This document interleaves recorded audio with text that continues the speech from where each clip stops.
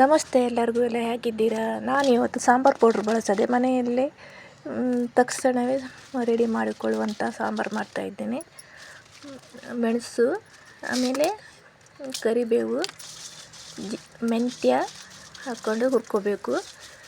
ಸ್ವಲ್ಪ ಕೆಂಪಗಾದ ಮೇಲೆ ಮೆಂತ್ಯ ಕೆಂಪಗಾಗಬೇಕು. ಆಮೇಲೆ ಕೊತ್ತಂಬರಿ ಅಂದರೆ ಧನಿಯಾ, ಅದನ್ನು ಸ್ವಲ್ಪ ಹುರ್ಕೊಂಡು ಆಮೇಲೆ ಜೀರಿಗೆ ಇದಿಷ್ಟನ್ನು ಹಾಕ್ಕೊಂಡು ಹುರ್ಕೋಬೇಕು. ಡ್ರೈ ಆಗಿ ಹುರ್ಕೋಬೇಕು. ಎಣ್ಣೆ ಹಾಕ್ತಾಯಿಲ್ಲ ನಾನು ಎಣ್ಣೆ ಬಳಸೋದು ಕಡಿಮೆ, ಅದರಿಂದ ಡ್ರೈ ಆಗಿ ಹುರ್ಕೊಳ್ತಾ ಇದ್ದೀನಿ. ಆಮೇಲೆ ತೆಂಗಿನ ತುರಿನ ತುರ್ಕೊಳ್ತಾ ಇದ್ದೇನೆ.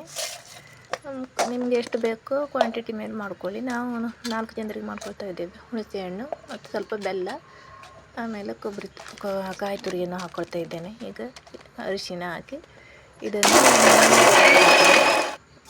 ನೋಡಿ, ಈಗ ಆಗಿದೆ, ನುಣ್ಣಗೆ ರುಬ್ಕೊಂಡಿದ್ದೀನಿ. ಈಗ ಆಲೂಗಡ್ಡೆಯನ್ನು ಸಹ ಸಿಪ್ಪೆ ತೆಗಿತಾ ಇದ್ದೇನೆ. 3 ಆಲೂಗಡ್ಡೆ ತಗೊಂಡಿದ್ದೇನೆ, 1 ಈರುಳ್ಳಿ, 2 ಟೊಮೆಟೊ.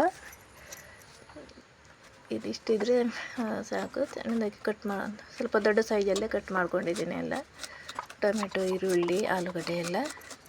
ಈಗ ಇದನ್ನೆಲ್ಲ ಕಟ್ ಮಾಡಾದಮೇಲೆ ಮೂರನ್ನು ಕಟ್ ಮಾಡಿ ಇಟ್ಕೊಂಡಿದ್ದೇನೆ. ಆಲೂಗಡ್ಡೆಯನ್ನು ಸಹ. ಈಗ ತೊಗರಿಬೇಳೆಯನ್ನು ಚೆನ್ನಾಗಿ ತೊಳ್ಕೊಂಡು ಸ್ವಲ್ಪ ತೊಗರಿಬೇಳೆಯನ್ನು ತೊಗೊಂಡಿದ್ದೇನೆ. ಅದಕ್ಕೆ ಬೇಕಾದಷ್ಟು ನೀರನ್ನು ಹಾಕ್ಕೊಂಡು ಅದಕ್ಕೆ ಕಟ್ ಮಾಡಿದಂತಹ ಆಲೂಗಡ್ಡೆ, ಆಮೇಲೆ ಟೊಮೆಟೊ, ಈರುಳ್ಳಿ ಸೇರಿಸ್ಕೊಂಡಿದ್ದೇನೆ. ಈಗ ಅದಕ್ಕೆ ಸ್ವಲ್ಪ ಉಪ್ಪನ್ನು ಹಾಕ್ಕೊಳ್ತಾ ಇದ್ದೇನೆ.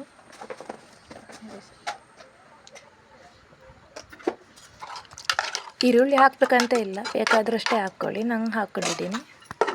ಈಗ ಮುಚ್ಚಳ ಮುಚ್ಚಿ ವಿಷಲನ್ನು ಹಾಕಿ 3 ಅಥವಾ 4 ವಿಷಲ್, ಜಾಸ್ತಿ ಅಂದರೆ 4.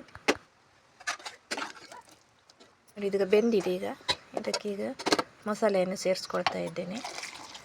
ಮತ್ತು ಸ್ವಲ್ಪ ನೀರು ಹಾಕ್ಕೊಳ್ಳಿ. ನಿಮ್ಗೆ ಎಷ್ಟು ಬೇಕೋ ಅಷ್ಟು ನೀರು ಹಾಕ್ಕೊಂಡು ಬೆರೆಸ್ಕೊಳ್ಳಿ. ಈಗ ರುಚಿಗೆ ತಕ್ಕಷ್ಟು ಉಪ್ಪನ್ನು ಹಾಕಿ ಕುದಿಲಿಕ್ಕೆ ಇಟ್ಟಿದ್ದೇನೆ. ಈಗ ಕರಿಬೇವನ್ನು ಸಹ ನಾನು ಹಾಗೆ ಹಾಕ್ಕೊಳ್ತೇನೆ, ಒಗ್ಗರಣೆ ಹಾಕೋದಿಲ್ಲ, ಅದರಿಂದ ನಾನು ಹಾಗೆ ಹಾಕ್ಕೊಳ್ತೆ. ಈಗ ಗ್ಯಾಸ್ ಆಫ್ ಮಾಡಿದ್ದೇನೆ. ಈಗ ಇದು ರೆಡಿಯಾಗಿದೆ ನೋಡಿ. ಘಮ್ಮನ್ನುತ್ತೆ ಪರಿಮಳ.